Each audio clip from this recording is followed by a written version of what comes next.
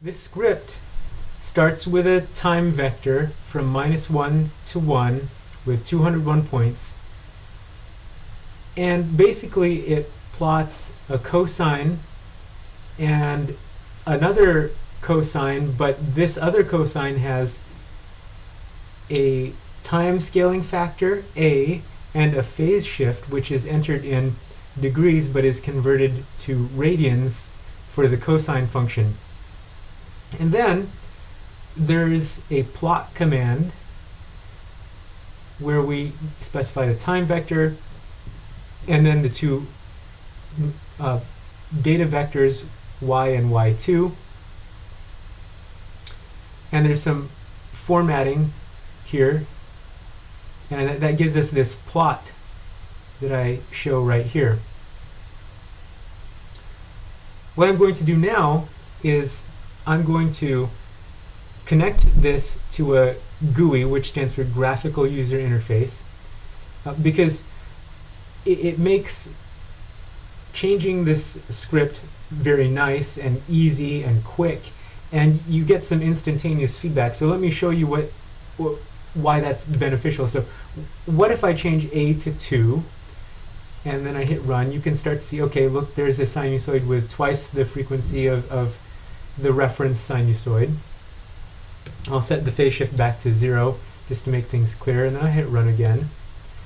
And you can see I can now, I'll change the A to 5, for example. Run it again. It's kind of tedious to change something and then run it again, change and run it again. So a GUI will allow us to make changes and get almost instantaneous feedback from the system that we're plotting or modeling in MATLAB. So to get started with a GUI, I'm going to I'm going to type guide, and that stands for Graphical User Interface Development Environment. That's guide. And when I do that, I can create a new GUI, and I hit OK, and that gives me this blank screen. It's like a blank slate. And well, since I want to do plotting, I need an axis, a set of axes. So I mean, there are a lot of options here. There's a push button, a slider, a radio button, a checkbox, edit box, text boxes, a static text that is, pop-down menus, list boxes, toggle buttons, tables, axes, panels, and button groups. Right now we're going to start with an axis. So I click it and drag it out, and I'm going to put it about there, and I'm going to resize it because we want it to be prominent in the figure that we're going to make. And it's going to be important later, so I'm going to rename this axes object. So I double click it, and MATLAB brings up this property inspector, and I need to resize that one moment. The property inspector has all these different properties for the object. So in this case, you know, a lot of properties, and in this case the tag. Let's look for the tag property.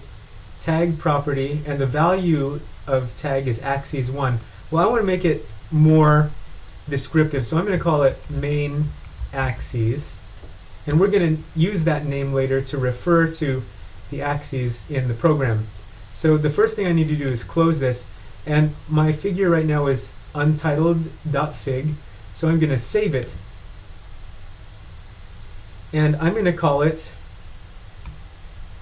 sinusoid operations. And let's see if I can resize this. It's out of the screen right now, so I'll make it smaller.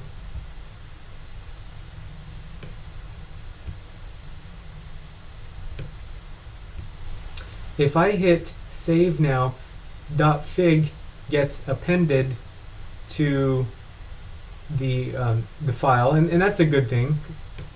So I hit save, and you're going to notice that now there's a file here in the MATLAB editor called sinusoid operations. That's the same name, but a different extension because the extension is .m, and my figure is .fig.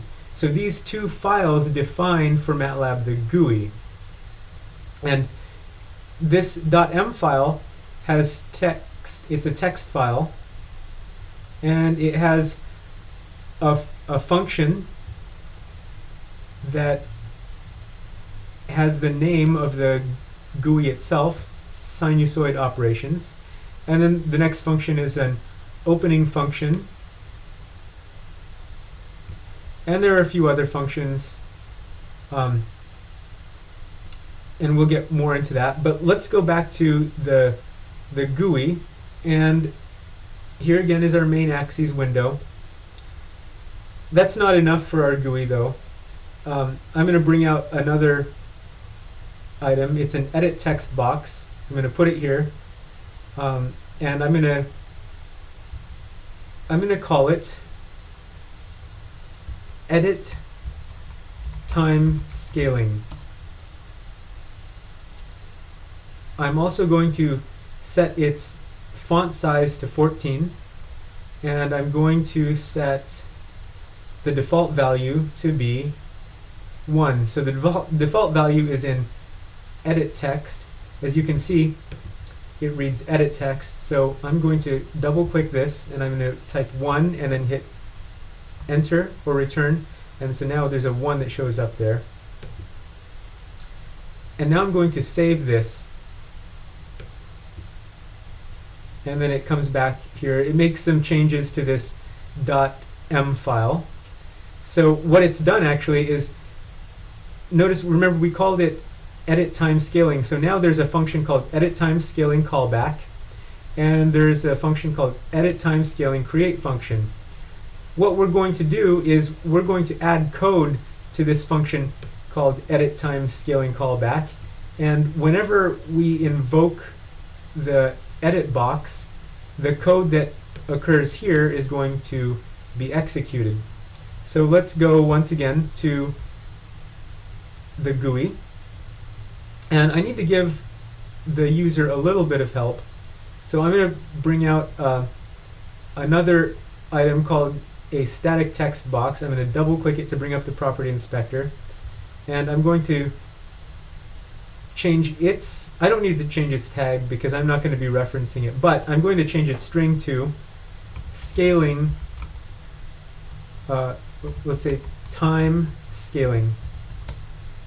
And I'm going to change the font size to 14, and I'm going to hit enter. And I need to make it bigger because not all of the text shows up. So there's a label for my box. So now the user can know what it is they're changing. So I'm going to hit save once again. And just so you can see what's going on, I'm going to hit run, and it brings up this window, and I can, I can change the time scaling to 2, and it does absolutely nothing. And the reason for that is, well, we haven't programmed it to do anything yet. So let's do that. Let's go back. We're going to go back to the MATLAB editor, and when we invoke that time scale callback, or when we invoke the time scaling box, we need code to be executed, and that code is going to be placed here in the callback to edit time scaling. So what we're going to do, what we want to do is we want to make a plot like this. So what we're going to do is we're going to go back to my script. My script was the plot that made this, but we're going to change my script, and we're going to change it into a function. So I'm going to make sure this is the active editor tab, and I'm going to hit save as, and we're going to call it sinusoid operations FCN for function .m. So to properly turn this into a function, I need to type function, and I need to give it the file name.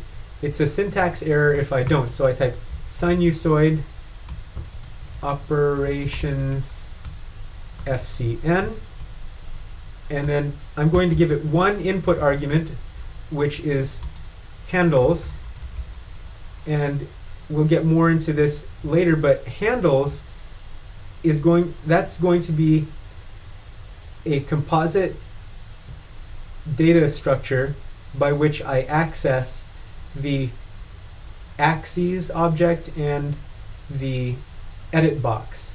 So that's an important piece of information. We need this. We need the function declaration that includes the keyword function, sinusoid operations, FCN, and then handles as its only input. The other thing I need to do at the end here is I need to type the word end so that MATLAB knows I'm ending the function. And as you can see, it brings up this box here. The cursor's down here, but it's saying, hey, that end is associated with line 1, which is the function header. And I can type in here with a comment, so %, so I get a comment, sinusoid operations FCN is used by the sinusoid operations GUI. And that's enough. That's a help instruction. So when I save this, and if I type help sinusoid operations, and I select for tab completion, I can choose that, and then I tab to complete it, hit enter, and it shows in the help the characters that I typed in here. So anyway, now I have this function, sinusoid operations FCN. I'm going to just copy this because this is the text by which I invoke this function. So I go back to sinusoidoperations.m. This is the text file for the GUI, and I find the callback for the edit box, and right in here I'm going to paste the sinusoid operations FCN call with handles, and I'm going to hit save, and I can even hit let's go back to the GUI, and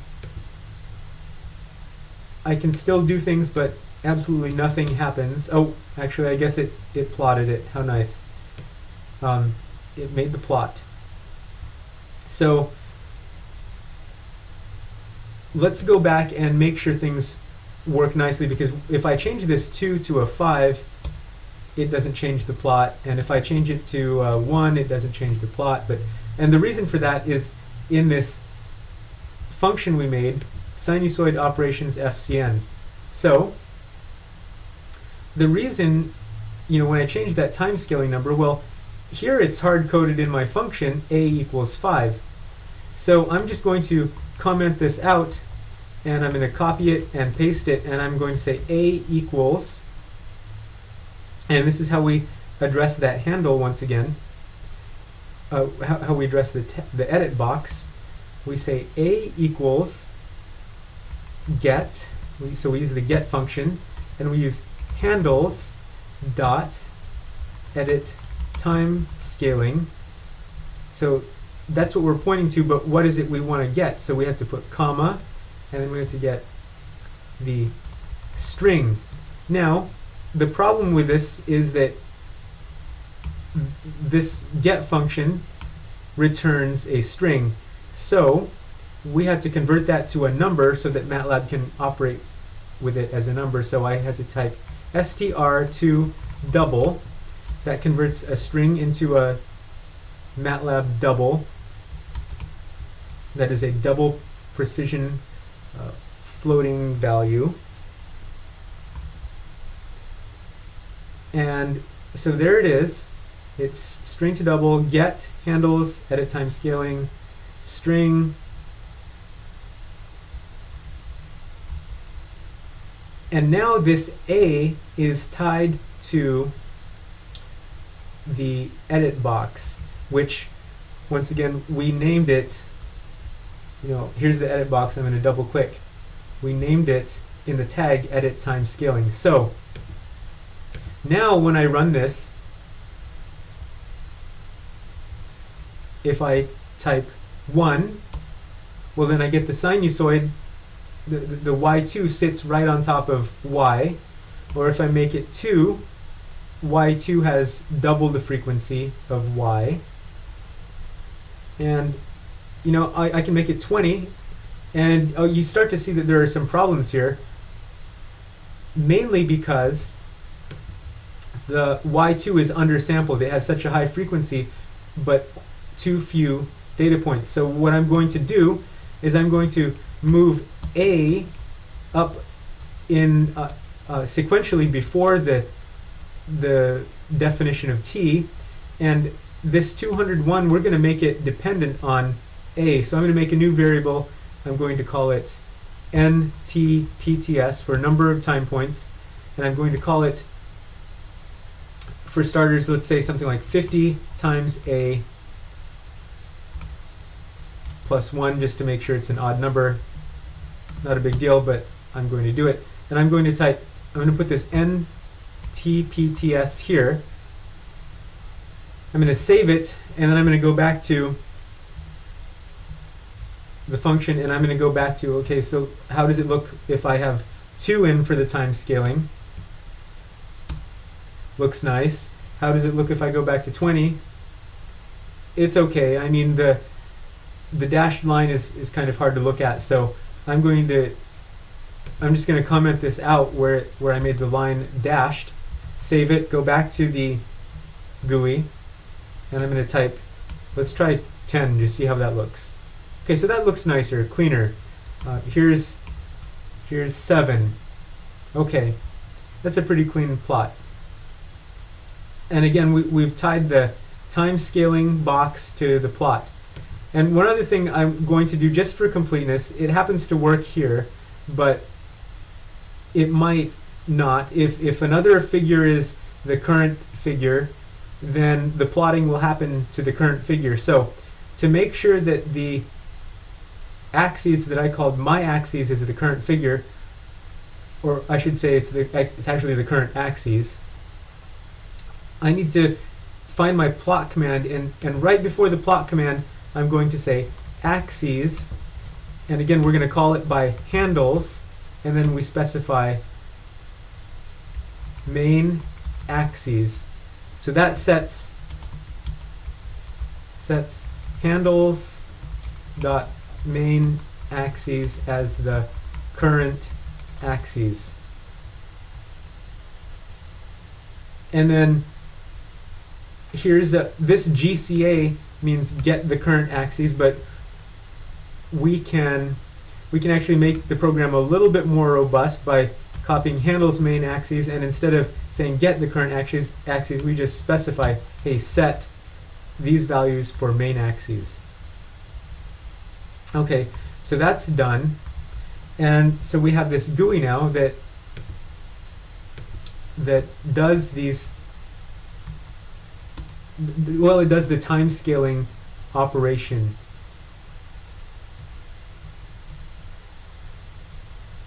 Now let's incorporate a phase shift.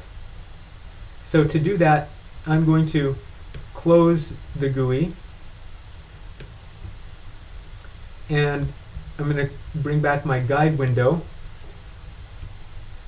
and I'm going to add, or actually one thing that's nice, I can just copy and paste. I do that because these previous ones that I copied and pasted, they have the formatting that I like. So for this one, I'm going to have the phase shift, so we're going to change the label so it says phase, and we're going to say degrees. And let's start the text box with a 0 value. So first off, I need to call it edit phase angle, and then the string, well, I'm going to call that 0, and I can close that, and now I need to save It closed, and notice here it added a callback for the edit phase angle and a create function for the edit phase angle. So now we have to remember this name, edit phase angle. So we go back to the sinusoid operations function, and then we go up here, and where this phase shift equals 0 degrees, I'm going to comment that out, and I'm going to copy and paste. And similarly, it's going to be string to double, and inside string to double we have to give it a string, so we say get, and what are we getting? We go to the handles object and type edit phase angle, and what are we getting from that? We're getting the string. So that ought to do it. That'll give us our phase shift in degrees, and then that gets fed to this y2 function. So I'm going to save it, and we're going to go back to the GUI. It's not running right now, so I can go back to the guide window, and I hit the run button, and it brings up my sinusoid operations GUI. Notice now it has two windows. Nothing has happened here. I'm going to change it because it's nice to just open up the GUI and have it execute the first time. So, but for now, I have to maybe invoke a callback from the phase angle box, and nothing happens. So I'm going to have to figure out what went wrong there, or the time scaling. So nothing happens here. Let's go back, and I have to ask myself, well, did I put the function, did I invoke the sinusoid operations FCN in the callback for the edit phase angle? And I look, here's the edit phase angle callback, and sure enough, I forgot to put it in. So I'm going to go up, and I'm going to get it from here. This is the edit time scaling callback. I'm going to copy, and I'm going to paste right in the spot here in the callback for edit phase angle. I'm going to save it, and then now let's give it a 90-degree phase angle, and I'll hit enter, and there it is. There's a 90-degree phase angle. That's good. And here's a negative 90-degree phase angle and a 45-degree phase angle. So that works, and that's nice.